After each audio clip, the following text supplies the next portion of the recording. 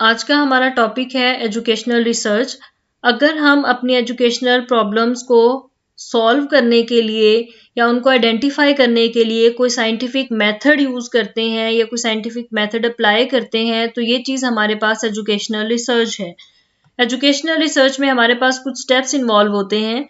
सबसे पहले तो ये कि हम अपनी प्रॉब्लम सिलेक्ट करते हैं। अब प्रॉब्लम सिलेक्शन का तरीका ये है कि या तो हम अपने एरिया ऑफ इंटरेस्ट की बेस पे करते हैं कि हम किस रीजन को टारगेट करना चाह रहे हैं, या हम ये देखते हैं कि हमारी जो सराउंडिंग्स है या हमारी कम्युनिटी है वहाँ कौन सी कंडीशन या कौन सी प्रॉब्लम सबसे ज्यादा प्रेवलेंट है, तो उन बेसिस पे हम अपना जो प्रॉब्लम है या रिसर्च क्वेश्चन है वो सिलेक्ट करते हैं।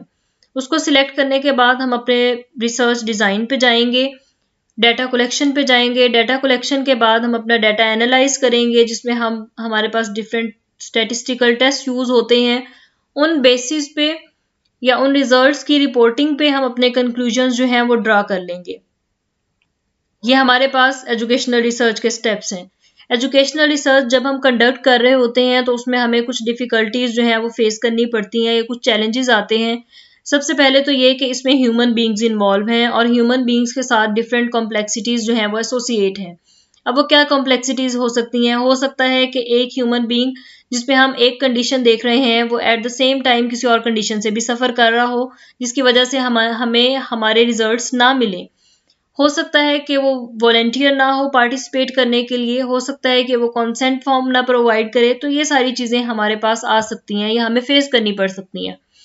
इसके अलावा जो डिफिकल्टी हमें आती है वो ये कि हमारी जो स्पेसिफिक स्टडीज हैं हम उनके रिजल्ट्स को जनरलाइज नहीं कर सकते, क्योंकि हो सकता है जो एक स्टडी या जो एक रिजल्ट हमें किसी एक ह्यूमन बीइंग पे बहुत अच्छा मिला है तो वो इंटरवेंशन दूसरे ह्यूमन बीइंग पे हमें रिजल्ट उस तरह से ना दे, तो हम अपनी स्टडीज के रिजल्ट को जनरलाइज नहीं कर सकते हैं। ये डिफिकल्टी हमें फेस करनी पड़ती है।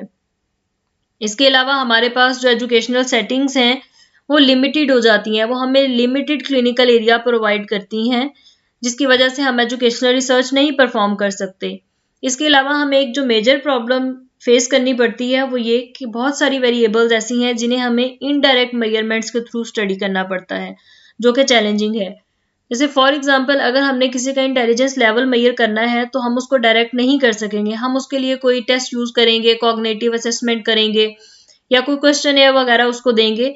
तो ये हम डायरेक्ट नहीं मेजर कर रहे, हम इनडायरेक्ट मेजरमेंट के थ्रू उसका इंटेलिजेंस लेवल मेजर कर रहे हैं। तो जब हम इनडायरेक्ट वे से मेजर करते हैं वेरिएबल्स को तो वो चीज़ हमारे लिए चैलेंजिंग है और ये हमें डिफिकल्टीज फेस करनी पड़ती हैं एजुकेशनल रिसर्च में। उसके बाद हमारे पास रिसर्च की कुछ मेन कैरेक्टरिस्टिक्स हैं। जो भी रिसर्च हम परफॉर्म करेंगे उस रिसर्च का कोई स्पेसिफिक पर्पस होना चाहिए, हमारी रिसर्च का प्रॉपर ऑब्जेक्टिव हो, प्रॉपर रैशनले हो, प्रॉपर उसका रिसर्च गैप हो, हमें ये पता हो कि हमने डाटा ऑर्गेनाइज किन टर्म्स में करना है, हमने कहाँ पर कैटेगोरिकल डाटा लेना है, हमने कहाँ पर क्वांटिटेटिव डाटा की तरफ मूव करना है, हमारे रिसर्च के हाइपोथेसिस क्या हैं, हमने जो अपना लिटरेचर लेना है वो हमने फैक्ट्स और बिलीव्स की बेसिस पे लेना है, हमने स्पेसिफिक जनरलाइजेशन पे फोकस करना है, हमने ये ध्यान में रखना है कि हमारी जो रिसर्च है वो अनबाइस्ड हो, उसमें किसी किस्म की बायसनेस ना हो। उसके बाद हमारे पास एजुकेशनल रिसर्चर जो है उसकी कुछ कैरेक्टरिस्टिक है। एक तो एजुकेशनल जो रिसर्च हम प्रोवाइड कर रहे होते हैं वो एक मल्टी डिसिप्लिनरी अप्रोच है, ये उसकी स्पेसिफिक कैरेक्टरिस्टिक है।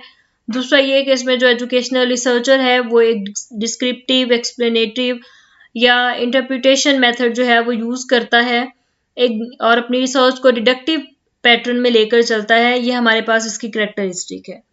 इसके अलावा हमारे पास ये है कि अगर हम थ्योरेटिकल डाटा कब से इकट्ठा कर रहे हैं और अब हमें उसका प्रैक्टिकल रिक्वायर्ड है तो इस गैप को फिल करने के लिए एजुकेशनल रिसर्च की जाती है।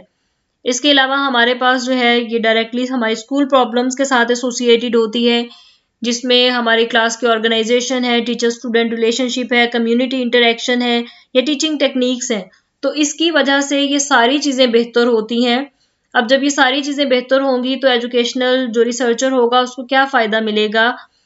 एजुकेशनल रिसर्चर जो है वो टीचर हो सकता है तो वो कॉन्फिडेंट होगा, वो उसकी डिग्निटी बढ़ेगी, वो न्यू मेथड्स अडॉप्ट करने की कोशिश करेगा, उसकी अवेयरनेस बढ़ेगी, वो एक न्यू लर्निंग प्रोसेसेस जो है वो अंडरस्टैंड करने में उसको बेहतरी मिलेगी।